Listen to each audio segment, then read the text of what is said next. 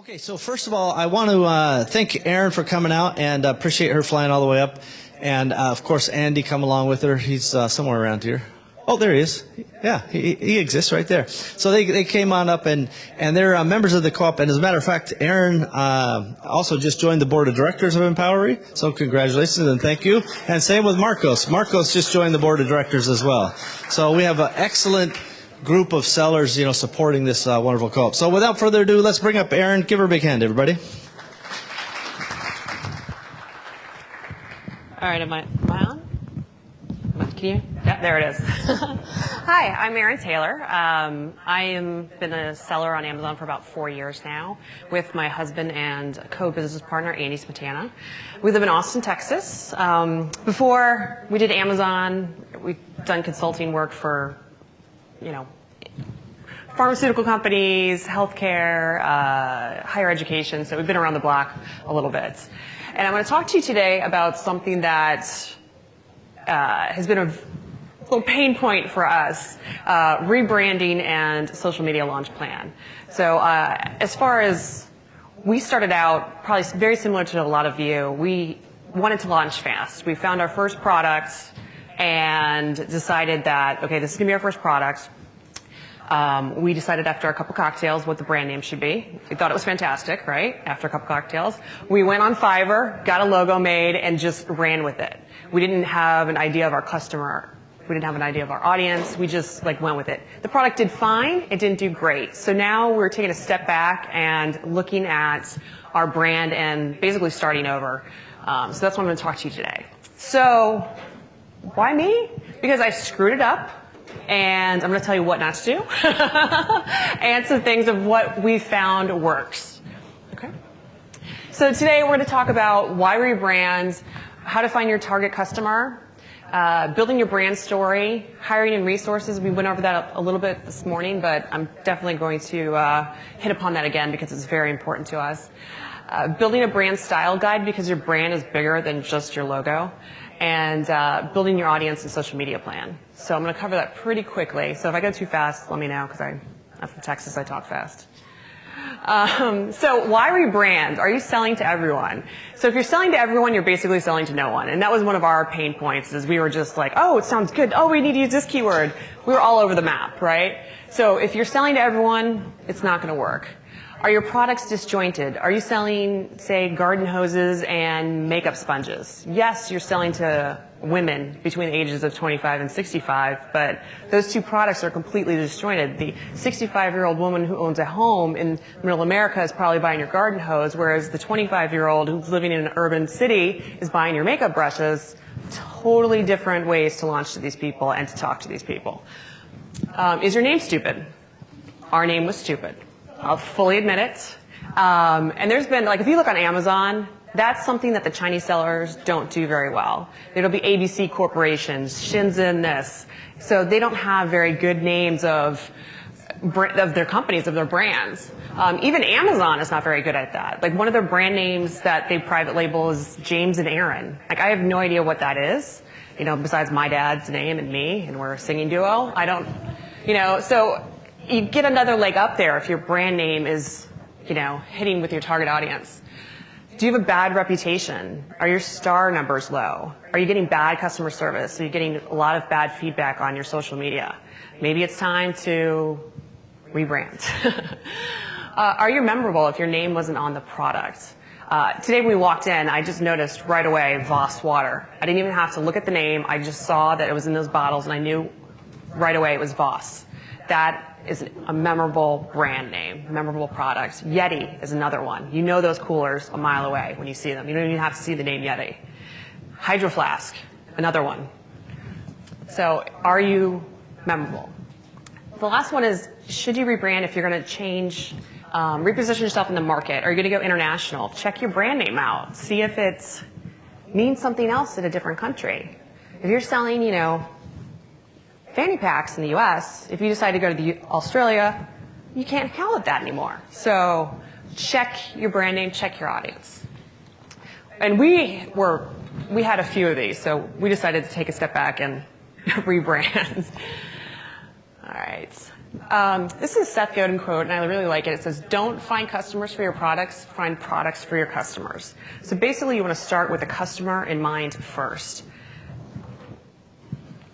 The first way is define your target audience. Who is this person you're going to sell to? Instead of this large group of people that, hey, I can sell to all these millennials, right? I really need to hone in on this girl right here. You want to build your brand based on one person in mind.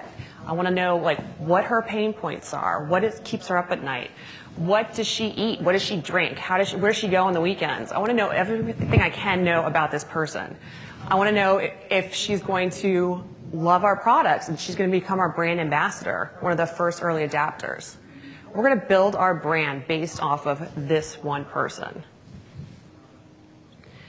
And the goal really is to make sure that she can become the superhero in her own story.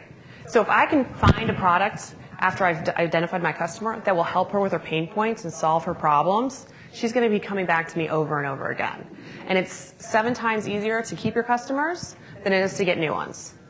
So you want to retain these customers and have loyalty. All right, you need to build a brand story. So we had our bad logo, our bad images. We had to take a step back and really think about why we're in this business to begin with, and what we wanted to serve and who we wanted to serve. We identified our target customer, and it ended up being, I was a target customer. Is anyone else a target customer of their own brand? Yeah, a few of you? Kevin, you're not? I know, mascara? No? Hopefully not. And then also, yeah, so I was a target customer, so I already kind of knew what I was looking for and what my pain points were, but that wasn't enough. I had to go out there and find other people. Also, you want to find out who the villain in this story is. So what are their pain points? You can actually make it into a person. And I'll go over that in a second. And then what are our solutions to figure out their problems? So what can we give them that are going to make them have less stress, be able to go to sleep at night? What do you want your customers, what kind of emotion do you want your customers when they're interacting with your brand? Because if you don't brand yourself, your customers are going to do it for you. So you want to make sure that you are on the same target line of what emotions that they're going to have when they interact with it. So for example, Tiffany, that blue box, it doesn't matter what's in that blue box as long as you're walking around with that blue box. It's an emotion of luxury, prestige. And then how are we going to help their problems? Okay, I've kind of done this out in like a little graphical way of telling a story. And I knew there were going to be a lot of men in the audience, so I went with a male-focused theme. So here is your target customer, Luke Skywalker. So my target customer is a Jedi. I'm not selling to the entire Republic, right? I am selling to Jedis. What is keeping him up at night? He is going to die. Somebody's going to kill him and take out all his Jedi friends. That is keeping him up at night. What is his pain point? This guy, Darth Vader, right? Now, what can I provide to Luke Skywalker that's going to help him with his pain point, Darth Vader? I just happen to be Lightsaber & Co., right? We sell lightsabers. Perfect. Why is he going to buy my lightsaber over somebody else's lightsaber? Because we're industry experts. We're the Jedi masters in our field. Not only are we going to sell you the lightsaber, but ours is better. We'll also train you on how to use it. And what's the end? What problem do we solve? We end, world domination and take down the whole Death Star. So that's Luke Skywalker's brand story, or my brand story. The steps you need to take. So after you've identified your target customer and built out your brand story, and these are documents. You want to document all of this because you're going to be sending these to designers. You're going to be sending these to your team. These are going to be living documents that are going to go on your websites. You want to create a like and dislike board for your brand. We use Pinterest. It was just the easiest thing to do as far as just went out there and look at other brand logos, look at other colors, look at images, and just start throwing these on a Pinterest board. That way, when you get a designer, you can just give that to them and say, this is my idea and these are my visions of what I like and what I don't like. Identify some primary colors that you're looking at. Your designer may give you some other ideas, but kind of have an idea of why you chose these colors. also do some phrases of who we are and who we're not. So, are you a company that wants to be funny? Or are you a company that wants to provide your customers with a stress-free lifestyle? So list out all of these things in a document along with your brand promise, and these are the documents you're going to send your designer. Because your brand is much bigger than just a logo. It is your voice. It is your image. So when you hire a designer, you give them all of this information, and they're going to give you everything on the right-hand side, which is they're going to come up with your logo, your primary, your secondary logo, your typography, all your fonts, basically. I know more about sans serif fonts now than I ever wanted to know. They're going to come up with your color palette, which is usually around like 5 colors, like your primary color, your secondary colors, sample images and themes, as well as the brand voice. So these are like the documents you are going to pull together to give to your designer, and that's what your designer is going to come up with for you. So where are you going to find this person? I highly recommend not using Fiverr. We learned our lesson. It looked like a logo that I could have put together in 20 minutes. You can try Upwork, 99 Designs, the classics, right? I was looking on Upwork, and it's kind of like the black hole. You go down Upwork, and you go on different sites looking at people's profiles and everything else, and it just wasn't working for us for this brand. So I started trolling Facebook communities and Facebook groups of other female entrepreneurs and looking for graphic designers. Our new brand is very female focused, so I ended up going with a female graphic designer that ended up living in Austin, Texas, which was kind of awesome. And basically, you need to talk to these people. It's like actually have a conversation with them. Send them all your documents, but also have a conversation with them what your vision is for the brand, what your target customer looks like, so you can get a sense for, are they buying into this brand story? Do they like your product? Do they like you? Do they know where to go when they're building out this logo and this brand? So we really lucked out with this girl. She not only loved the brand, she's actually going to be one of our brand ambassadors, and she knows all these people in the industry that we're going in, so it was kind of like a win-win-win. But you also get what you pay for. So the girl that we got was a recent college graduate who was building her own graphic design company. So what we got with a great new logo and brand script, we paid for a little bit in time. So just kind of something to think about. The great thing about if you're rebranding, you've already got your brand out there, your old brand, so you don't have to go as fast with round 2 that you did in round 1. Okay. So this is what your graphic designer should come up with. So you've got your logos, your secondary logos, there's your color palettes, your fonts, some images. And this is going to be a document. It's going to be a couple pages long. And this document you're going to give not only to your team, but you're also going to be sending out to your web designer, because you want everything to look in brand. Everything needs to look consistent. You need consistent themes. Any of your Instagram influencers you're going to want to send this to, because your photos and images, you want to maintain that color palette. Your Facebook feed, everything like that remains in brand. So any of your third-party designers or anybody you work with third-party, you want to make sure that they get their hands on this document. And it's also your internal document as well. So everyone that you work with, so your partners, your VAs, all have this document. If they're working with customer service, they've got the tagline in their email. They know what words to use and what words not to use when responding to customers, that kind of thing. Okay. All right, now what? You identified your customers, right? You built out your brand story. You have your new awesome brand script. Now comes like rubber to the road, right? Rubber meets the road. This is when you start building everything out, like your website, your social media profiles. This is also the time that you can start acquiring your community. So start acquiring your customers at this point. So this is a great time for when your product is in production. So start building up your audience, so when it's ready to roll, you've got an audience to launch to. What social media to use, and the big 4, Facebook, Instagram, Twitter, Pinterest, which one to use? Basically go where your audience is. If you're selling toys or baby products, you should really have a good profile on Pinterest. Pinterest's bread and butter is mothers. So if you're selling any of those products, We really need to like lean into that. Our focus is going to be Instagram. I just went to a conference last week with 1,500 women, and they weren't asking for email addresses. They weren't asking for like Facebooks. They were, what's my handle? What's your handle? It's all Instagram. We're really leaning into Instagram for this next launch of our brand.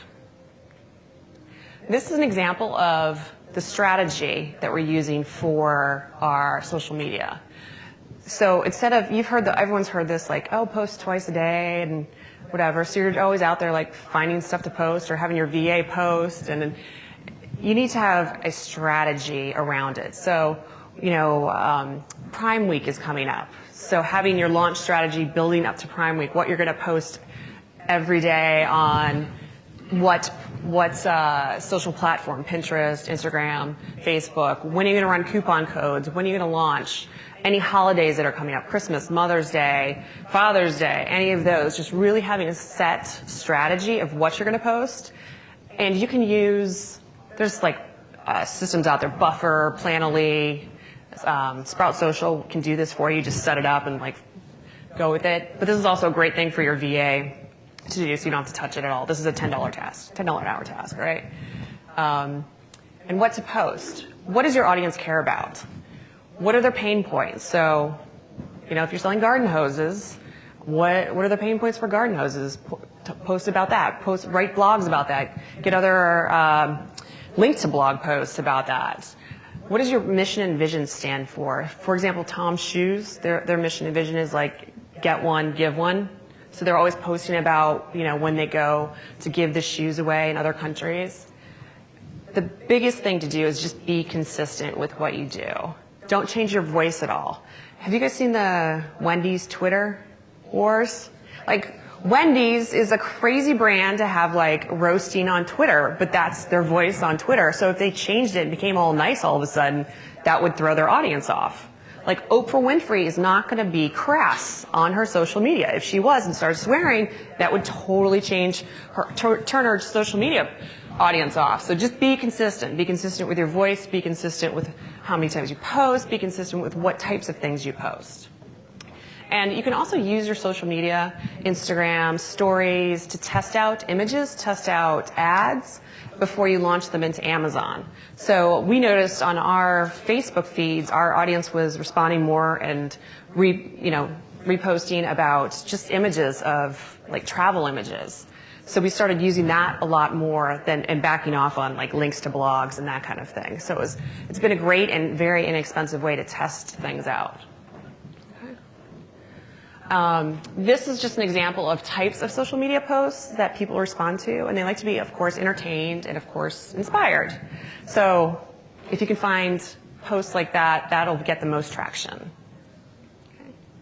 All right, who's going to do this? Of course, it's not you.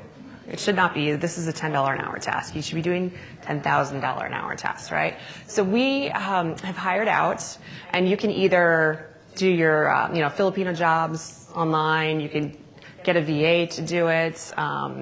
You can also, what we did is we hired college interns because they're millennials and they love to do this.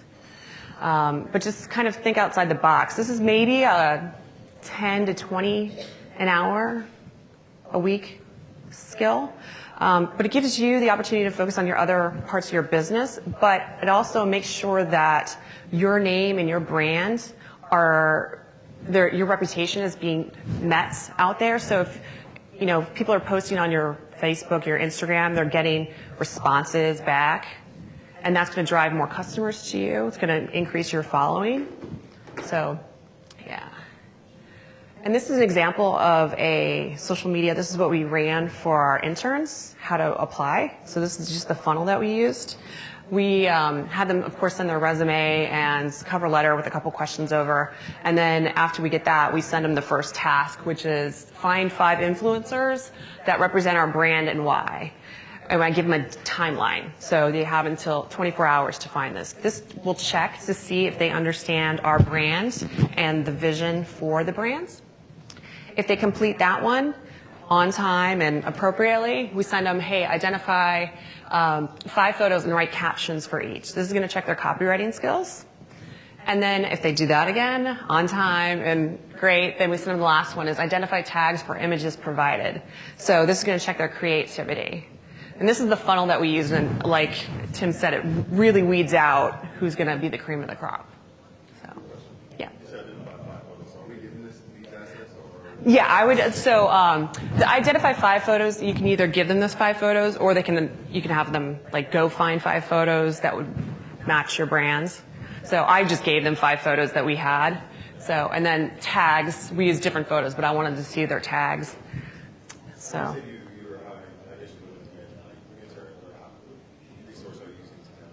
Okay, so in Austin, we've got a couple universities there. We've got University of Texas and St. Ode.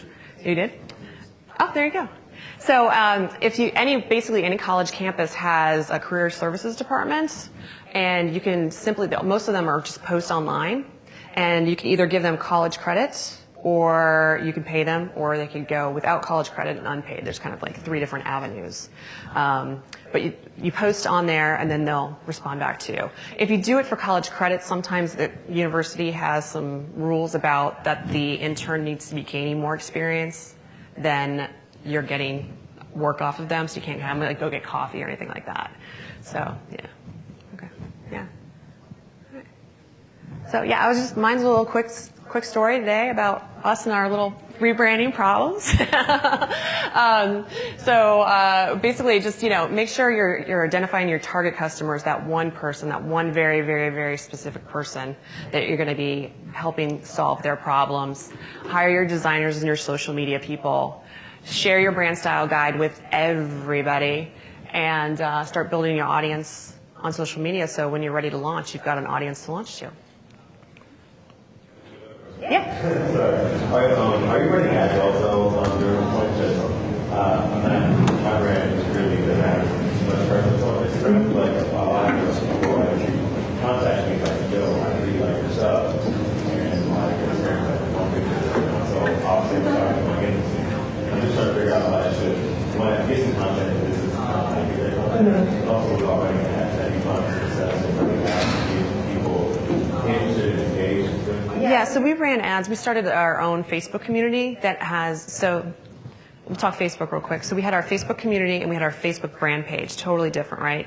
Facebook brand page is your brand name. That's all about your brand. And then we've got our Facebook community page, a totally different name that has to do with the brand, the pain point that we're solving, like I love dogs, for example, like that. So we were running ads to the community and building up the community that way, and then that way, and we have the rules of no one else can advertise to our community, but I own it, so we advertise in there. So we can pull people from our community into our brand page. And same thing with Instagram, just kind of start slowly building it up. And Instagram's a different beast. You have to like people and follow, and yeah. And using your Facebook, and a little bit of audience there, yeah, and siphon it over. And then now we're starting to build up our Instagram a little bit more with the grids and the stories and all of that. A little bit worried that I know I have about 40 products next month, and this is kind of an extension of what customers have already reached out to me. It's like, hey, I really want products, are you looking anymore? And so I'm going to reach out to them about them. This is kind of something for us, like, hey, do you like it, etc. So I have a few followers, but since I don't have a case kind of built out and content there, I feel like it would be a waste. So that's what I'm trying to press and something there. So right. I mean, you can also even hire, a VA just to kind of start building your social profile, so you don't have to do it. Just kind of get some information out there, get some images out there, have them start following more people. Yeah, but if any of those people are influencers, then if the ones that reach out to you love your product, we're doing something similar. We're launching about influencers, sending them boxes so they can do the unboxing videos. So it's going to be our product and other products. So, yeah. Okay, great. I see a question. Go ahead, Michael. Hi. I wondered, how did you choose your new name? So, okay, the new name, again, cocktails are always good, right? We had actually quite a few. Andy and I are both very analytical, so it was almost like a full stop, and I think that's why it took us so long to rebrand, was because of that name. But we ended up coming up with about 5 or 6 contenders, and then we started doing focus groups. So we would do this online and ask either other entrepreneurs what they thought, ask our target audience what we thought, because I also had that community page going. So I'm like, oh, hey, by the way, I can float questions out to my community without them really knowing what I'm asking them. I can also float questions out to them about the products that we're going to be launching without them knowing really what they're going to do. And we made changes to our products based on feedback that we've gotten. But the name was kind of a stickler. And then double checking everything like trademarks, copyrights, all of that, just to see what happened. And we ended up going with, I think, the second highest favorite. Because the first highest favorite, the name kind of alluded more of a luxury brand than we wanted to be. So it was, we also talked with our designers a little bit too to get their feedback. So it was kind of a collaborative process to come up with the name. So I hope we hit it off all right. Yeah.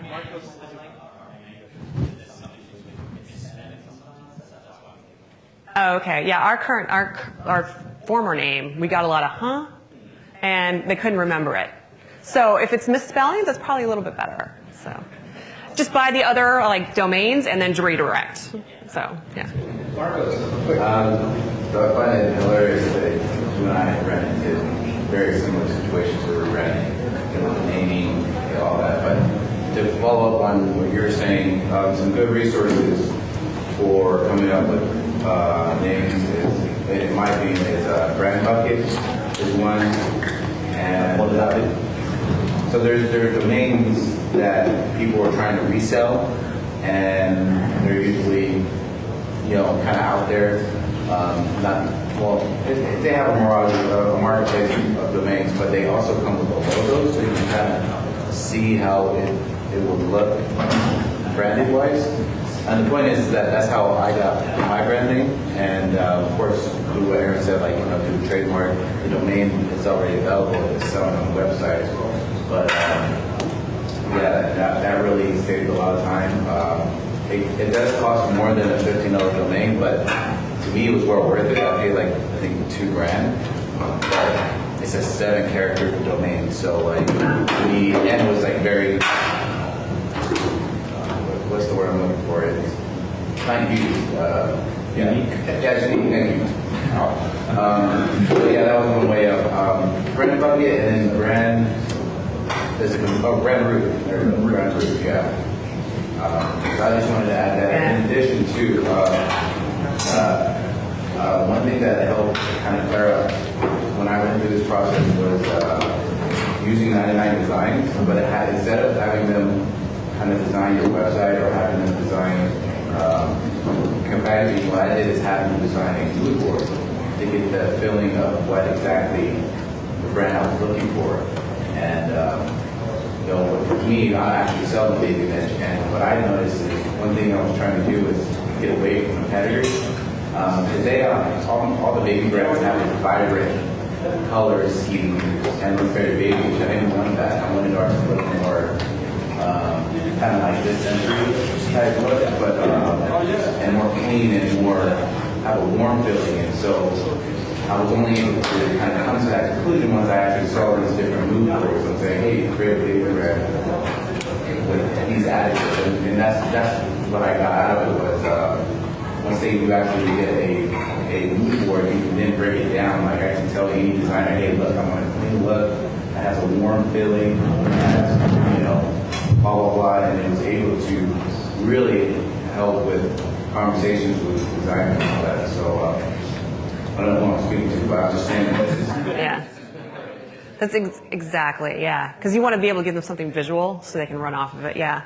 And I also collect packaging that you get from other competitors. Like Billy Razors was one that inspired us. It's just literally, it's a razor in the mail, but their packaging is spot on and they can charge, $9. And then this is the kind of company that we're leaning towards. And so it showed that to the designer as well. This is kind of what we want. What we did, in our guideline, in our style guide, we actually where we have the material, you only use a certain material in the packaging. You can only use this type of center, like a harness. almost finished for us. And it's like a soft touch, like these pins. This is how our packaging is, and that's the signature. People love that, and they expect that from us. So again, I have no idea what we love. Awesome. Thank you. Job well done. Spencer, will you help Veronica get set up and so forth, make sure we get you plugged in? So first of all, very good questions. And there's actually a lot of resources. For David, if you search for like social media agency or social media helper, you can find a service for $99 a month that will start out. They're certainly not the total solution, but it's something is better than nothing is a common thing. My daughter, by the way, if you track my daughter, you find my daughter, she can show you the exact calendar Empowery uses. And one of the ways to generate content, this is I don't think it's a hack per se, it's certainly not a secret, but just go to, open up PowerPoint or Keynote, go to pexels.com, P-E-X-E-L-S. This is a free high resolution imagery. Grab those images, find beautiful images you like on Pexels. And then copy those images, just drag or download and drop that into PowerPoint, and then go find inspiring messages that your audience would like. And you can make 50 of those. You export it as JPEGs. Now you have 50 posts right there, and you just have to figure out your tags. There's tagging services, a lot of things. But if anybody wants to see how Empowery does Instagram, my high school daughter does it, and she's got a plan, a calendar. We can show you all that stuff. No problem.